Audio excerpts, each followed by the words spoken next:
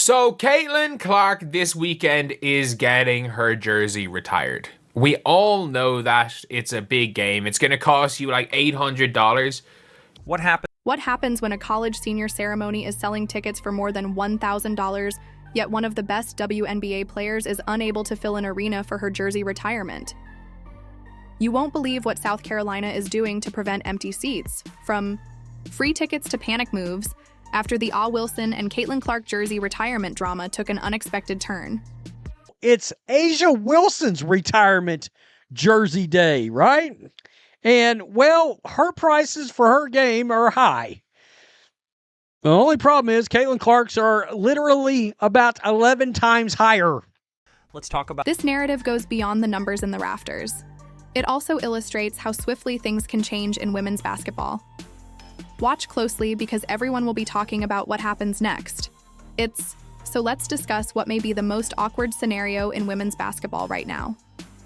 While Caitlin Clark's ceremonial tickets are selling for more than courtside seats at some NBA games, three-time WNBA MVP. All right? And one's got to wonder, is somebody really going to pay $700 to see A'ja Wilson and her number get retired? Maybe they will. But I can tell you right now, if somebody wants these seats right here to see Caitlin Clark, they're going to have to pay. first. MVP Olympic gold medalist A.A. Wilson, who literally has a statue outside South Carolina's arena, is unable to sell out her jersey. Retirement ceremony. How did we get here? Let's divide everything into.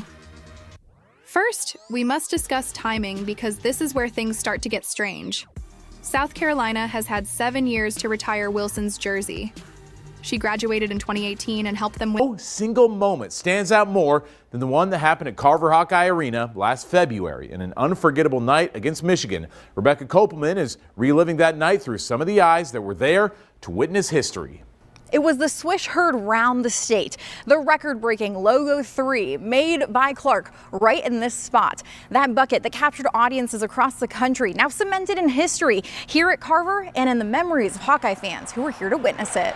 In their first national championship, which essentially made their program famous. You would think they would have done this as soon as she left campus, but they waited so long that they actually broke their own rules in the A 5-year waiting time is anticipated following a player's last college graduation. Wilson finished from college in 2018, so they could have done this in 2023 instead. They announced that it will take place in 2025, which is more than 5 years away. This is where it gets very fascinating, though, since they chose February 2nd. Wilson ceremony in 2025. If that date seems familiar to you, it should be because Iowa selected Caitlin Clark to retire from her jersey on that same day, with the same number 22. But two very distinct stories are developing. Let's discuss how these announcements transpired. In contrast to South Carolina's strategy, which despite Wilson's incredible accomplishments, we're talking about someone who has a statue outside the arena. Iowa's announcement of Clark's jersey retirement felt like an afterthought, as if they suddenly realized that yes, we should probably do something about that Wilson jersey. However, the real story here is the ticket situation and people are getting embarrassed. Iowa made the announcement just 1 week after Clark's final game, and the momentum was there. The emotion was fresh, and fans were still feeling high from her incredible career. To ensure that Wilson's ceremony doesn't appear to be a ghost town, on television, South Carolina is actually giving away tickets. A ticket costs $16, which is less than the cost of parking at most sporting events, and even at that price, the arena is still empty. Meanwhile, in Iowa City, people are willing to pay thousands, yes thousands, to see Clark's number soar. We're seeing tickets listed for anywhere from $200 to more than $1,000. The social media response to Iowa's announcement of Clark's ceremony reveals everything we need to know about how fans are interpreting the fact that some people are paying more to watch his jersey retirement than they would for NBA playoff games. Twitter exploded, people were planning trips to Iowa City, trying to figure out how to get tickets, sharing their excitement, when South Carolina announced Wilson's ceremony crickets, followed by confusion about why it took so long. Wilson's fans are trying to spin this, saying it's disrespectful that Clark Kearney is overshadowing Wilson's. But here's the thing.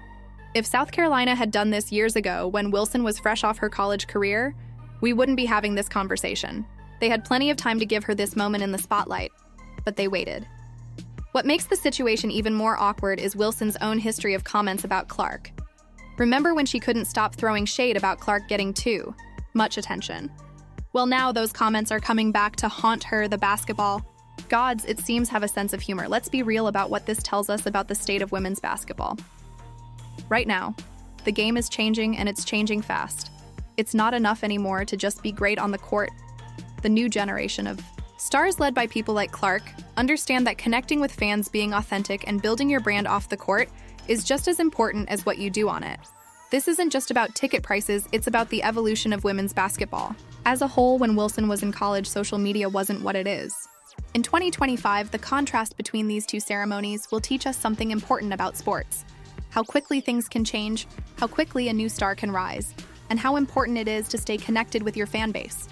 Today, the landscape was different, but players like Clark are now building their brands from day one, engaging with fans directly, and creating personal connections that translate into real support. Despite the fact that Wilson remains one of the world's top players, this circumstance demonstrates that even the best athletes must adjust to time is changing. So let's examine what this whole situation means for women's basketball going forward. What we're witnessing with Wilson and Clark isn't just the retirement of two jerseys. Rather, it's a radical change in how the sport engages with supporters. Consider how South Carolina is handling this situation. They're doing everything in their power to fill those seats. Free admission, exclusive offers, incentives, you name it. It's like hosting a party and pleading with guests to go for someone of Wilson's quality. It's nearly unimaginable that she has a statue outside the arena, but they are unable to fill the seats inside. Meanwhile, Carver Hawkeye Arena is becoming the most sought-after ticket in sports for Clark's ceremony, with people who have never seen a women's basketball game in their lives vying for seats. The secondary market is booming, with tickets being resold for prices that would make NBA executives scratch their heads. What's fascinating is seeing how both players are responding to this circumstance. Wilson's reaction has been quite different. There's been this underlying tension in her remarks, especially when people bring up Clark.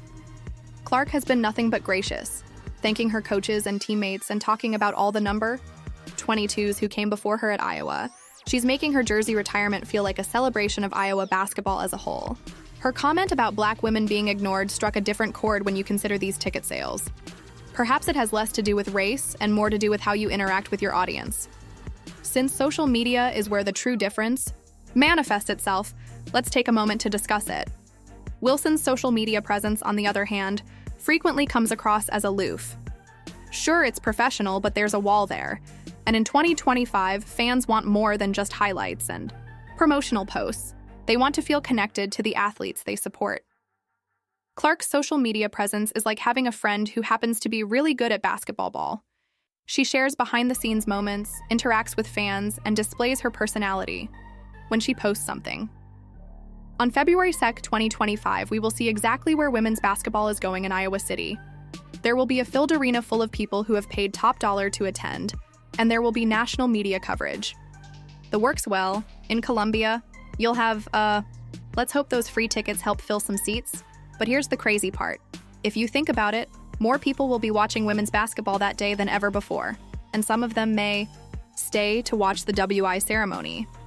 Sometimes you get more attention as the second story than you would as the only story. The difference in how these universities handled their stars is also telling. Iowa recognized that when they announced Clark's ceremony immediately following her final game, when feelings were running high and fan engagement was at an all-time high, they chose a date that held significance. February 2nd for number 22, scheduled it during a major game, and made it an event. South Carolina, they waited 7 years, broke their own 5-year rule, and then seemed surprised when fans weren't immediately excited. It's like they forgot the basic rule of entertainment: timing is everything. Let's talk about legacy for a minute, because that's what jersey retirements are really about. Wilson's legacy as a player is secure. You don't win multiple WNBA MVPs by accident. But Clark, she's changing how people think about women's basketball. She's not just playing the game, she's revolutionizing how it's marketed, consumed, and appreciated. The ticket price difference isn't just about popularity, it's about impact. Clark made people care about women's basketball who never gave it a second thought before she brought casual fans into the sport, made them invested, made them want to be part of these moments. Here's another angle to consider: the next generation of players is watching all of this. Young athletes are seeing how Clark built her brand, how she connected with fans, how she made herself bigger than just a basketball player. They're also seeing how Wilson, despite all her achievements, is struggling to fill an arena for her jersey retirement. What message does that convey? It reminds them that being a fantastic basketball player is no longer enough. You also need to be a pro. The future of women's basketball becomes somewhat intriguing at this point. The sport is at a crossroads. The traditional approach of letting your game speak for itself is eroding, and the new approach of creating content as much as an athlete is taking over. While not everyone is happy about this shift, the genie's out of the bottle. Where does this leave someone like Wilson, who is still among the best players in the world and still has that statue outside of the court? Clark demonstrated to everyone what can happen when you combine extraordinary talent with genuine fan interaction. The next generation of stars will compete not only on the court, but also for attention and that connection with fans that transforms good players into cultural icons. Although Colonial Life Arena still has all those accomplishments, this jersey retirement issue serves as a wake-up call, demonstrating that in today's sports world, your on-court accomplishments are only one aspect of the tale. Perhaps that is the true lesson to be learned from this. Women's basketball is not only expanding, but also changing, and the players who recognize this, embrace it, and make themselves approachable by supporters are the ones that pack arenas, even for events that are as conventional as, according to an insider, when February 2nd rolls around. The jersey retirement ceremony will involve more than just two players having their numbers retired. It will also involve two distinct methods of starting them, two distinct eras of women's basketball colliding on one exciting day, and the contrast couldn't be more obvious if they had planned it. And you know what? Perhaps that's exactly what the sport needs right now. A vivid example of how things are changing, because change isn't always comfortable, but is typically necessary. Women's basketball is maturing, reaching new audiences, producing new stars, and the game is changing, and the players who adapt to it will be the ones who thrive. While some may view this as a humiliation for Wilson, it may actually be an opportunity to reestablish a relationship with her fans and show a different side of herself to adjust to. One thing is certain: February 2nd, 2025 will be a day that people talk about for years to come, not just because the jerseys will be retired, but also because it represents a changing of the guard in women's basketball, a shift in how stars are created and maintained, and perhaps even the beginning of a new era in the sport. After all, that's what great athletes do. They adapt, change, and find a way to stay relevant. A story of two jersey retirements that provides more information about women's basketball's future than any stat sheet could. How do you feel with South Carolina providing free Ailey tickets? Wilson's ceremony is the cost of tickets for Caitlin. Clark, feel free to share your opinions in the comments section below. Please share your thoughts if you liked this in-depth look at women's basketball. We're providing you with the most frank, unvarnished coverage of women's sports, and I promise you won't want to miss